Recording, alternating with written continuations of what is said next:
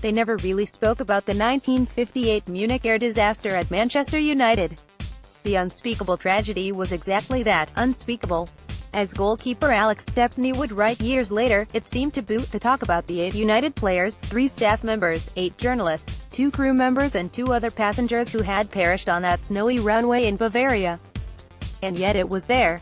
A silent, seething, driving force that pushed manager Matt Busby and his players all the way to the European Cup final in 1968, resulting in them becoming the first English team to lift the trophy and vindicating Busby's work, which started in the 1956-57 season when he had persuaded the FA to allow United be the English pioneers on the European football stage.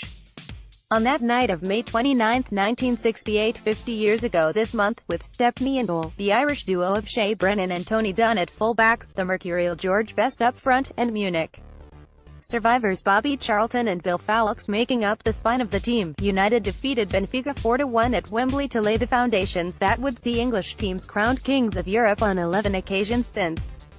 The match preview in the Irish Times on the day of the game. Photo, Irish Times archive representing the Irish Times at Wembley. Peter Byrne wrote, Manchester United's pursuit of the European Cup, an 11-year trek which has encompassed virtually every major football stadium on the continent, ended in glorious triumph at Wembley last night when, after being held to level scores at the end of the 90 minutes, they overran Benfica of Portugal in 30 minutes of extra time, to succeed Glasgow Celtic as champions.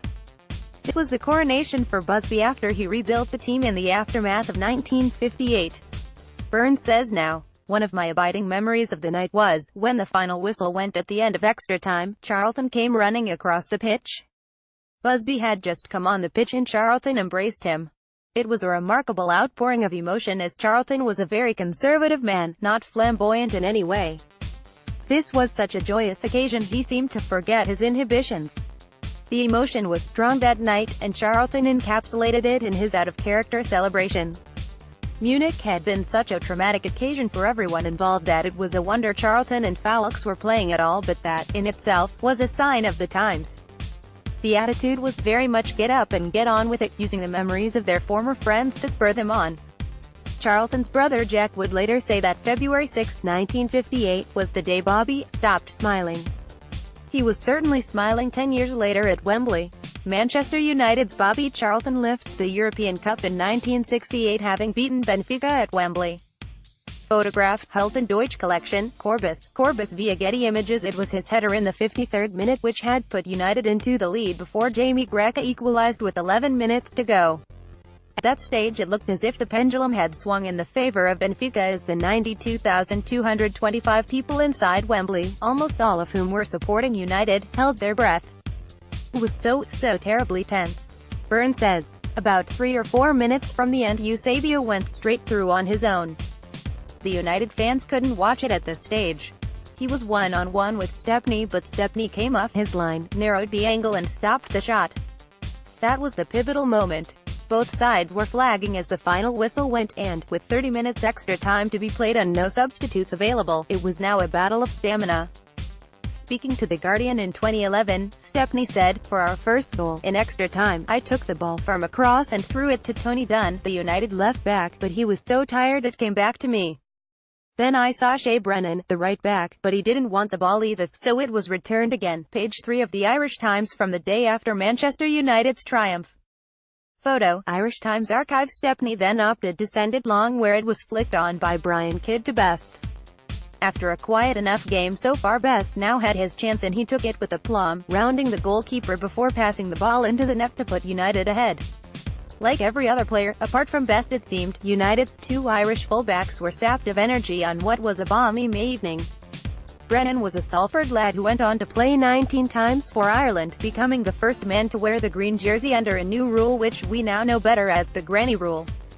On the opposite side of the back four was Dunn, a Dubliner who had moved to United from Shelbourne, and who sadly lost his European Cup winners' medal years later when his house was burgled. Dunn, speedy as ever in recovery, interpreted the game so well that he always seemed on hand when the occasion demanded it, while Brennan, if less spectacular, also made a sizable contribution by reducing the threat presented by Simos to manageable proportions, reads the Irish Times report.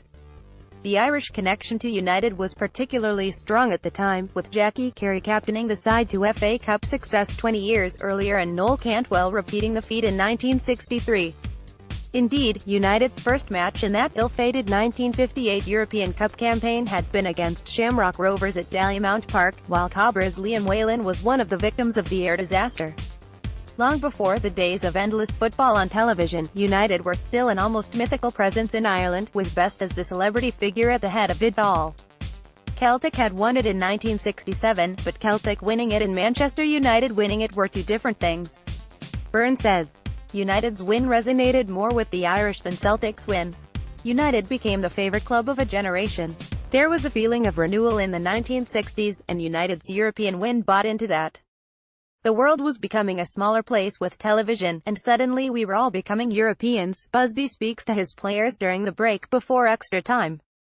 Photo, Popper photo, Getty Images. 2 minutes after Best had put United ahead in extra time, Kidd, on his 19th birthday, made it 3-1, before Charlton added the finishing touches 5 minutes later. United had blitzed Benfica with 3 goals in 7 minutes and the trophy was theirs. As Benfica trooped out of the arena at the end, beaten for the third time in 5 European Cup finals. The Irish Times report read, they had nothing but the memory of a magnificent game to sustain them, but they, like Manchester, must take full credit for a display which killed forever, one hopes, the theory that attacking football is unprofitable football. It was rebirth, it was renewal. It was a coronation and it was Busby conquering his Everest. 10 years after Munich, United had won the trophy they desired more than any other. 50 years later it still resonates in England, in Ireland and around the world. This is part of a monthly series called From the Back Pages, examining stories and events that have made the sports pages of the Irish Times since 1859.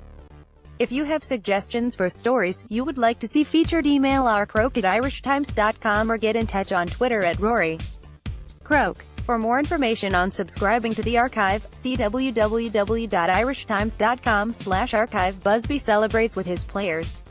Photo, Allsport Hulton, archive.